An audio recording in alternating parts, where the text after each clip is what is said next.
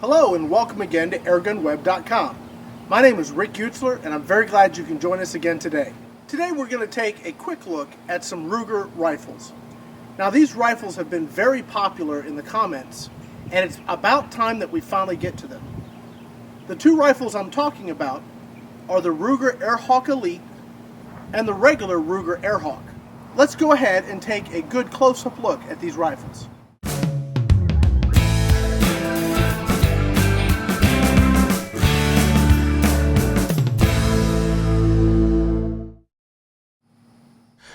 The Ruger Airhawk Elite comes with a hardwood thumbhole stock.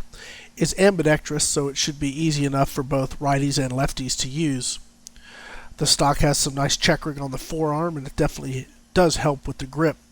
One thing that's absent on the Elite happens to be the front and rear sights. This gun is meant to be scoped and scoped only. If you need open sights, you're going to need to look elsewhere.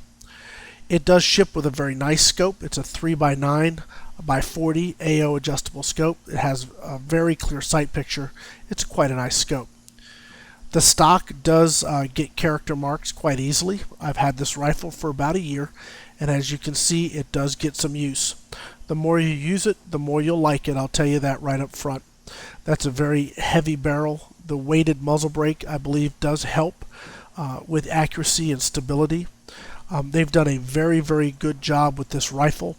I definitely had to take a couple looks to make sure that it was made in China. It did surprise me how well this rifle was put together. They've done a fairly decent job copying the RWS T05 trigger. Not a perfect job, but it's certainly not bad, and it's better than most you get from the East. Here's a look at the top of the gun here. There's that scope with the adjustable objective. The original mounts were junk, and I had to replace them with that two-piece AccuShot set of rings. That made a big difference with this rifle. It has a lot of recoil, and the rings that shipped with this just were not adequate to hold the scope to the gun securely.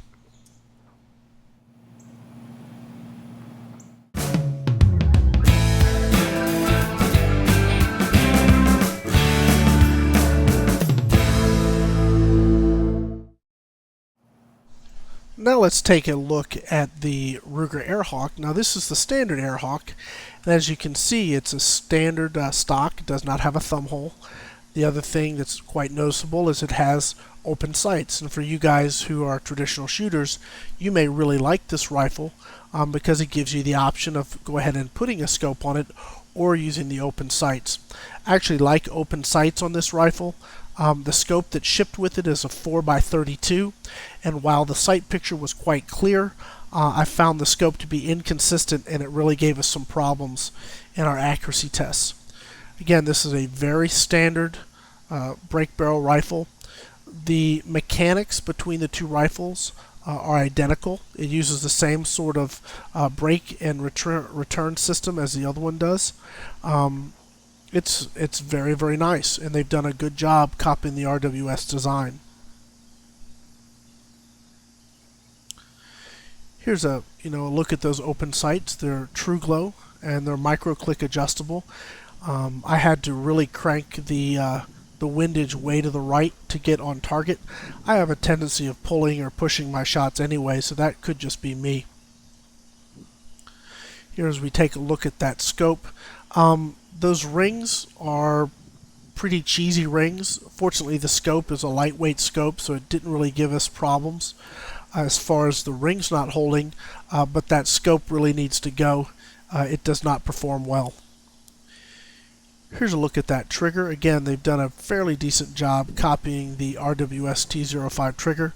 Not perfect, but it's better than you get from most Chinese imports. So there's our close-up of both the Airhawk Elite and the straight Ruger Airhawk. Now the folks over at Ruger have told me that the internals and basically everything that's important about these guns is identical.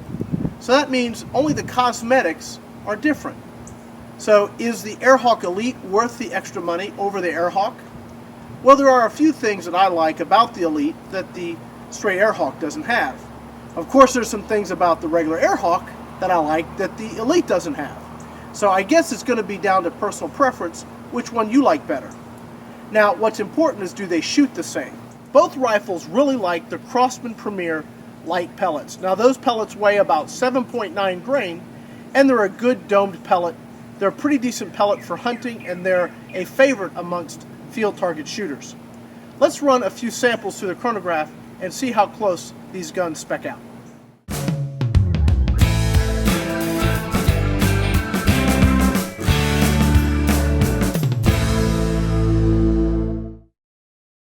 First rifle we're going to take a look at is the Ruger Airhawk Elite.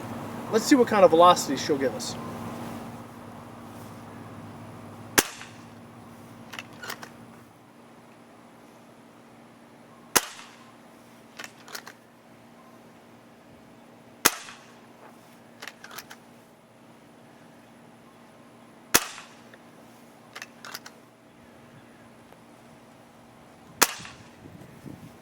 It shot a high of 910 feet per second, a low of 893 feet per second, an average of 902 feet per second, with a difference of 17 feet per second.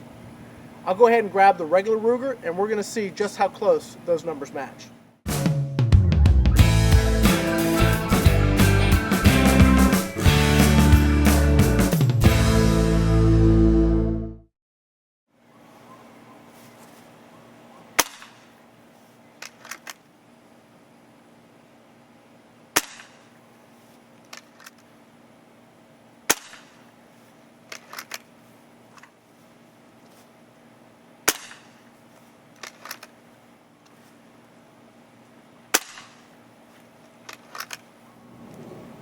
Well, this is pretty interesting.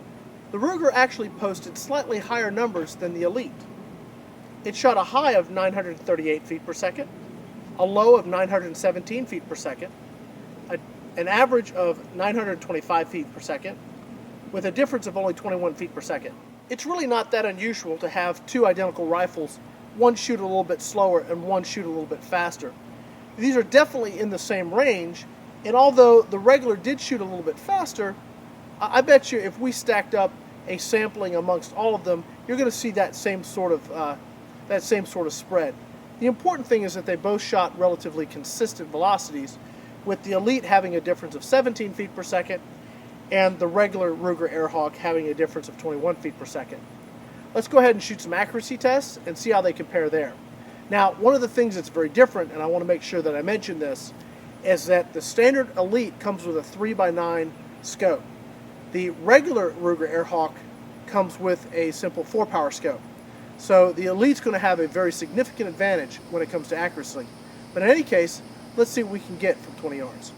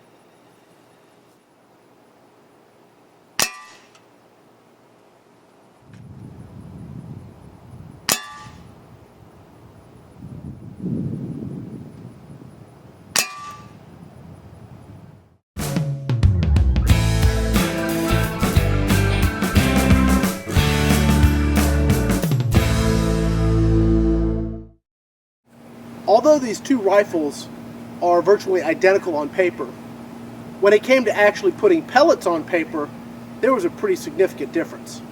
One of the things that I noticed, especially when trying to shoot both rifles on the same day, is that because of the extra added weight of the Elite, I believe it just shoots better. Even though it shot a little bit slower, it was easier to shoot, and it did shoot more accurately.